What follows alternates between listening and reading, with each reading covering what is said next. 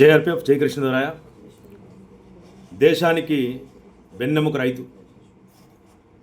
రైతు బాగుంటే దేశం బాగుంటుంది.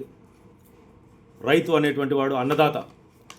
ఇట్లా రకరకాలుగా రైతును పొగుడుతూ కష్టజీవి, భూమిని నమ్ముకున్నటువంటి వాడు, భూమిపుత్రుడు అని చెప్పేసి రాజకీయ నాయకులు రైతు దినోత్సవం నాడు పెద్ద పెద్ద డైలాగులు చెప్పడం పరిపాటే. అయితే ఈరోజు మామిడి రైతు పీకల్లోతు కష్టాల్లో కూలిపోయినాడు. ఎప్పుడూ లేనటువంటి విధంగా 4,000, 5,000 టన్నుకు. అంటే ఒకప్పుడు 25,000, 30,000, 40,000 పడికినటువంటి మామిడి ధర ఈరోజు వచ్చేసి 5,000. అంటే ఈ రైతు బాగుంటే దేశం బాగుంటుంది, దేశానికి అన్నం పెట్టేటువంటి వాడు రైతు, ఈ దేశానికి వెన్నెముక రైతు అనేటువంటి ఈ రాజకీయ నాయకులు ఈ యొక్క రైతు పరిస్థితిని గమనించి వీళ్ళకు న్యాయం చేయాలా, వీళ్ళకు ధర్మం చేయాలా, వీళ్ళకు కనీస గిట్టుబాటు ధర కల్పించాలని చెప్పేసి ఏ ఒక్క రాజకీయ నాయకుడు ముందు రానటువంటి పరిస్థితి ఈరోజు ఉండాలి. ఎందుకంటే ఈ యొక్క మామిడి రేటుని డిసైడ్ చేసినటువంటి ఈ దళారీ వ్యవస్థ, దాని తర్వాత ఈ సిండికేట్ వ్యవస్థ, ఈ మార్కెట్ వ్యవస్థతో కుమ్ముక్కైపోయినటువంటి రాజకీయ నాయకులు చేస్తున్నారు. కాబట్టి ఎందుకంటే ఈ దరిద్రులను ఎన్నుకుని ఓటు వేసి దాని తర్వాత జెండాలు మోసి వీళ్ళని వచ్చేసి అధికార పీఠంలో కూర్చోబెట్టిన తర్వాత మన బాగోగులు చూస్తారు, మన పంటలకు గిట్టుబాటు ధరలు కల్పిస్తారు, నీటి సదుపాయాన్ని కల్పిస్తారు, దాని తర్వాత రైతు ఆత్మహత్యలను నిలువరిస్తారు, బోర్లు ఫెయిల్ అయితే మమ్మల్ని రక్షిస్తారు అని చెప్పేసి మనం అనుకొని వీళ్ళను వచ్చేసి అధికార పీఠానికి దగ్గరగా చేసిన దానికి వీళ్ళు మనకిచ్చేటువంటి బహుమానం ఇది. గత కొన్ని సంవత్సరాల నుంచి జరుగుతున్నటువంటి ఈ యొక్క సిండికేటును ఇప్పుడు బద్దలు కొట్టాల్సినటువంటి అవసరం ఏ ఒక్క రాజకీయ పార్టీకి లేదు, కానీ మనకు ఉంది.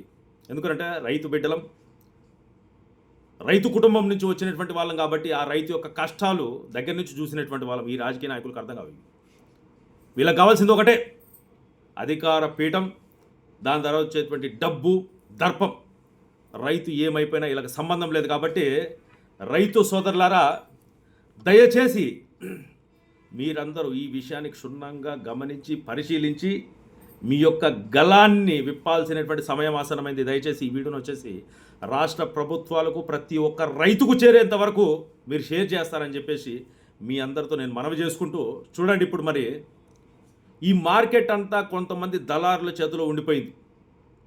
ఇవి కాకుండా రైతుల దగ్గరనే, అంటే ఆ పంట పొలాల దగ్గరనే వచ్చేసి ఆ భూమిని లీజుకు తీసుకొని షెడ్లు వేసేసి, అంటే ఒక్కొక్క వీడిలో వచ్చేసి దాదాపు ఒక 20 షెట్లు 30 షెట్లు వేసినటువంటి పరిస్థితి ఉన్నది. దాని తర్వాత ఈ మ్యాంగో జ్యూస్ ఫ్యాక్టరీలు ఏవైతే ఉన్నాయో వీళ్ళు కూడా వచ్చేసి ఈ మార్కెటింగ్ దళారులతో కలుసుకొని ఈ యొక్క రేటును ఫిక్స్ చేస్తున్నారు.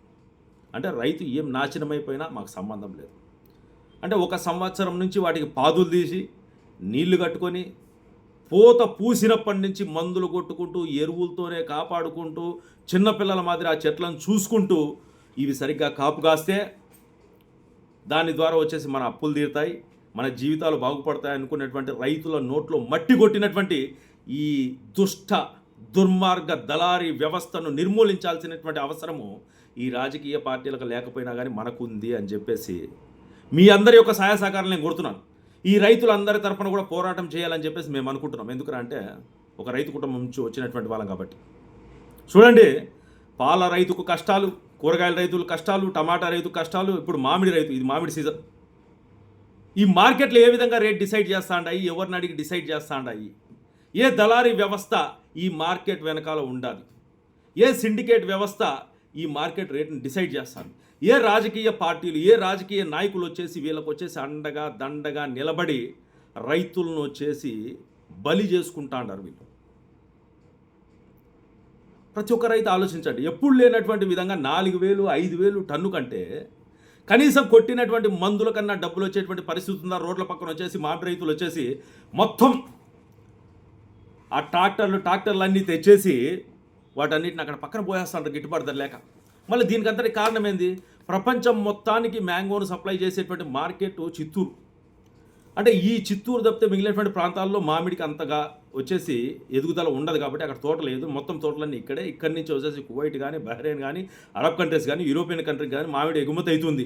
మరి అలాంటప్పుడు 4000, 5000 ఖాతా బాగున్నా కానీ రైతుల తలరాత బాగులేదని చెప్పేసి ఈ రాతను డిసైడ్ చేసేటువంటి వ్యక్తులు, దీని వెనకాల ఉన్నటువంటి దుష్ట శక్తులందరినీ బయటికి ఖచ్చితంగా తీస్తాం. రైతుల ముందర నిలబెడతాం, వాళ్ళ దగ్గరనే వీళ్ళని కొట్టిస్తాం.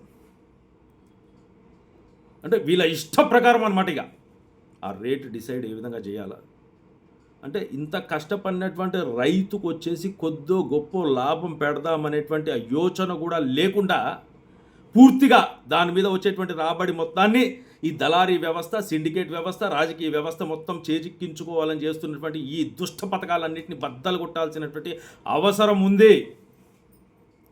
రైతులంతా ఏకం కావాలి, పోరాటం చేయాలి. గిట్టుబాటు ధర కోసం మనం వచ్చేసి ప్రభుత్వం దృష్టికి తీసుకొని వెళ్ళి అధికారుల మెడలు వంచి మనకు రావాల్సినటువంటి వాటాను మనం ఖచ్చితంగా దక్కించుకోవాలి.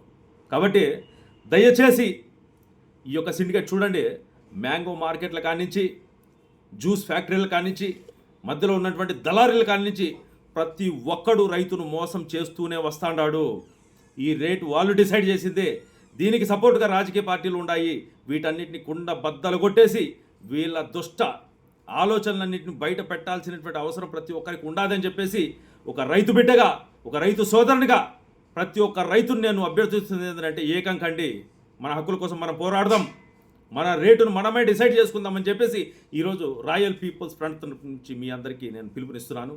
దయచేసి షేర్ చేయండి, లైక్ చేయండి, కామెంట్ చేయండి. రైతును ఆదుకుందాం.